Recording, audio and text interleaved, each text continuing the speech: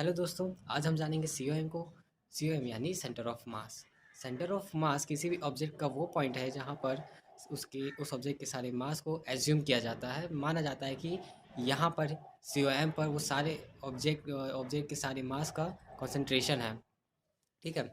तो जैसा कि आप जानते हैं कि या नहीं भी जानते हैं तो जान लीजिए कि सभी ऑब्जेक्ट स्टेबिलिटी के तरफ बढ़ते हैं, यानी मैक्सिमम स्टेबिलिटी अचीव करना चाहते हैं और उसके लिए वो कुछ भी कर सकते हैं।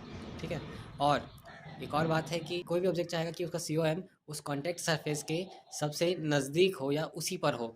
अगर सीओएम उस सरफेस पर ही आ जाए तो मैक्सिमम स्टेबिलिटी उधर होगी उस ऑब्जेक्ट। जैसे कि बुक का एग्जांपल हम लेते हैं। बुक गिरता है, आपको पता है।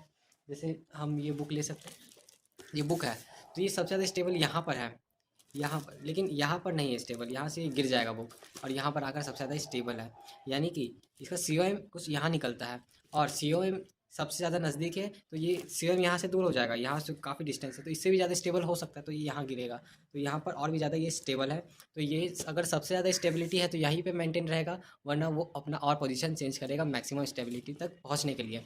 तो अगर क्या हो कि सेंटर ऑफ मास किसी बहुत पतली जगह पे ला दी जाए, यानी कि अगर पेन की नीब पर ला दिया जाए तो सेंटर ऑफ मास को, और सेंटर ऑफ मास उसका बैलेंस किया जाए तो क्या होगा, क्या वो बैलेंस करेगा? तो इसका मेरे पास एक प्रैक्टिकल एग्जांपल है। जैसा कि मैंने एक ऑब्जेक्ट बनाया है जिसमें ये ये लगाने का मतलब है, ये वेट एक मास है जो कि सी ओ एम यहाँ पर पेन की नीब पर बनाने की कोशिश, इधर कॉन्सेंट्रेट कर रहा है सी ओ एम को।